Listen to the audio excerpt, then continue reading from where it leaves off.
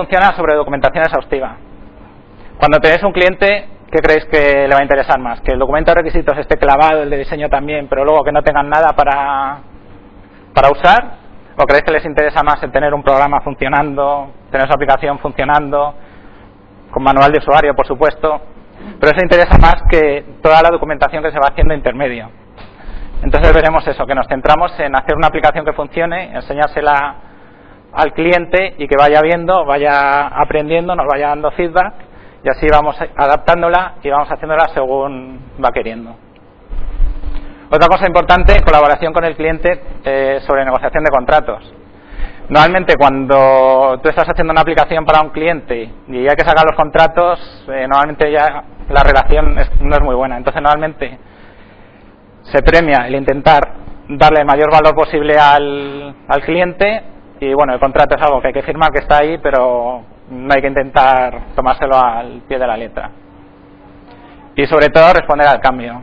Las metodologías ágiles asumen que va a haber cambio, que el cambio es bueno y que tienes que vivir con ello. O sea, normalmente el cliente al principio va a hacer una serie de requisitos con lo que más o menos sabe en ese momento, pero luego se lo empiezas a enseñar, ve que no es lo que quería, a lo mejor la competencia saca otra característica que la quieren hacer.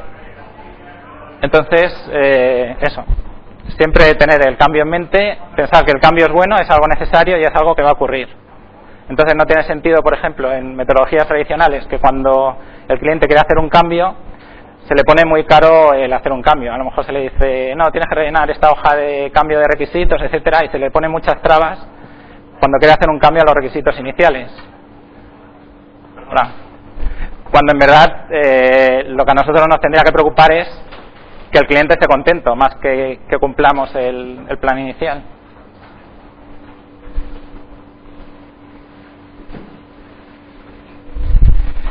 A partir de los 4 principios anteriores se deriva una serie de principios y valores. Aquí os he puesto una lista, no quiero entrar exhaustiva. Hay algunas cosas que pueden parecer contraintuitivas, pero que a la larga son las mejores. Por ejemplo, lo que os comentaba, lo más interesante es entregar software y que funcione. ¿Que necesitas hacer documentos, etcétera? Pues muy bien, pero al final el cliente va a estar contento si el software que tiene funciona. Por ejemplo, equipos autoorganizados. Veréis que en las metodologías ágiles normalmente no existe la figura de jefe de proyecto. Entonces se deja al equipo que se autoorganice, porque normalmente ellos son mejores para saber cómo estimar sus tareas, cuánto les va a llevar, cómo hacerlas, etcétera. Entonces, digamos que está la parte del cliente, que es la que dice lo que tiene que hacer, pero luego es el equipo, sin ningún jefe ni nada, los que deciden la estimación, quién hace cada tarea, etcétera. Por ejemplo, arquitectura y diseño emergen.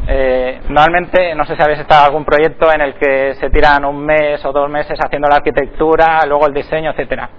Las metodologías ágiles, como lo que queremos es siempre tener software funcionando, lo que se premia es, a lo mejor al principio del proyecto hay que estar 2 o 3 días haciendo una arquitectura, pero no tirarse 1 mes haciendo una arquitectura sin haber empezado a hacer nada, porque hasta que no empiezas a hacer el código no es cuando de verdad te das cuenta de las cosas que tienes que hacer.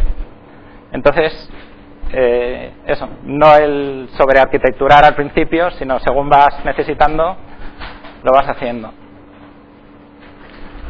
Una también muy importante que implica un cambio de cultura bastante grande es lo de que el gestor es un facilitador. Normalmente estamos acostumbrados a un jefe de proyecto que es el que te está controlando, te está dando capones cuando te sales de tiempo, es el que te pone la tarea. Entonces, a ti programador, por ejemplo, que eres el que sabe cuánto más o menos tarda una tarea, te dice, esto lo tienes que hacer en 2 días, y luego tú pues piensas que vas a tardar 3-4, tardas 3-4, y te echa la bronca. Entonces está más como controlador más que para facilitar. La idea del gestor sería más ayudar cuando hay problemas en el proyecto, pues solventarlos, hablar con quien tenga que hablar, si faltan máquinas, etcétera, más que un controlador.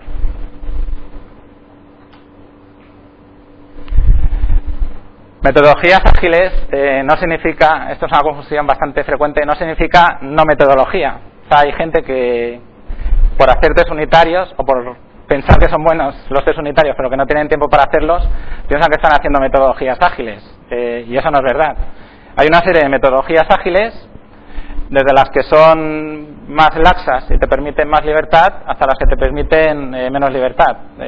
Por ejemplo, RUP no se consideraría ya metodología ágil, pero por ejemplo Scrum exige una serie de cosas. O sea, tú por hacer test unitarios, como os comentaba, no estás haciendo metodologías ágiles, o estás haciendo un poquito, estás haciendo alguna práctica de metodologías ágiles, pero eso creo que es importante, porque en la mayoría de los proyectos normalmente no se sigue una metodología tradicional, no se hace CMMI o no se siguen todos los documentos, pero tampoco se hace una metodología ágil.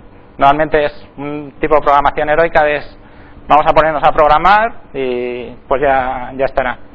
Entonces eso, importante que metodologías ágiles también son metodología.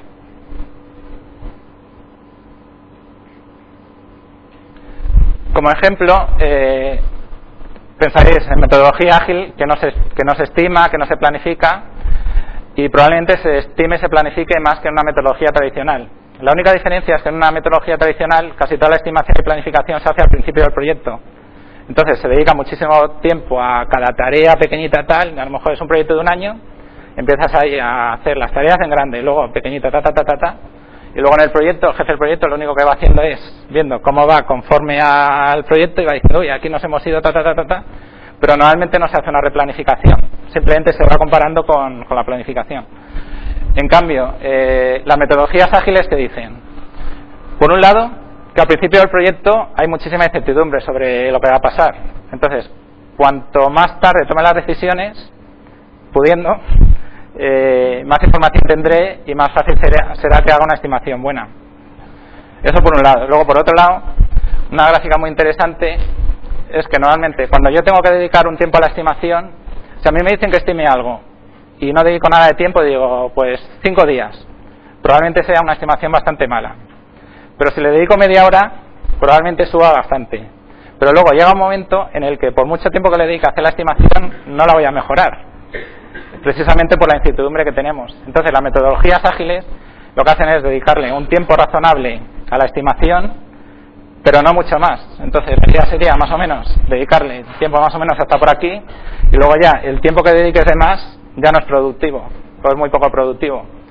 También una cosa importante es que la estimación se hace a lo largo de todo el proyecto. Se hace una pequeña estimación inicial de cuándo se va a hacer la release, etcétera.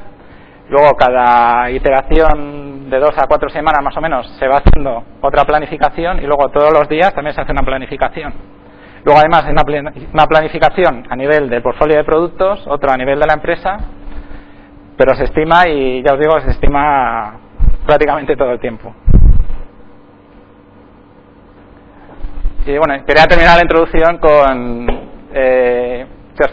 si pensáis que Scrum va a ser la panacea, que os va a solucionar todo, pues nada más lejos que de la realidad.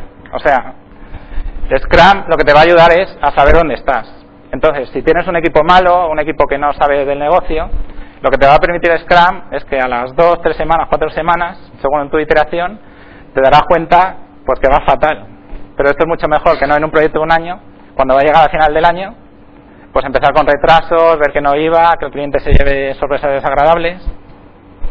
Entonces eso, lo que proporciona Scrum es, bueno, y las metodologías ágiles en general, es una visibilidad y una transparencia que no proporcionan normalmente las metodologías tradicionales, y eso, aunque no son la panacea, te permite saber en qué momento estás. Otra cosa importante, no es por metodologías, pero normalmente las metodologías tradicionales se suele ser bastante extremista, en el sentido de que se quieren seguir todos los documentos a rajatabla, todas las cosas, y en las metodologías ágiles también pasa algo parecido. Entonces, lo importante es que vosotros intentéis usar las cosas que funcionen, no uséis las cosas simplemente porque os las creáis y porque alguien diga tenéis que hacer test unitarios, pues vosotros os pongáis a hacerlo. Tenéis que probar las cosas, ver que funcionan y usar las cosas que funcionan. Y dicho esto, en Scrum en particular y también en otras metodologías ágiles, hay una cosa que se llama lo del Scrum Bat. Tú le preguntas a una empresa, le dices, ¿usáis Scrum? Y dice, sí, yo uso Scrum, pero bueno, tenemos jefe de proyecto y bueno, las iteraciones a veces son de 3 semanas, a veces son de 5.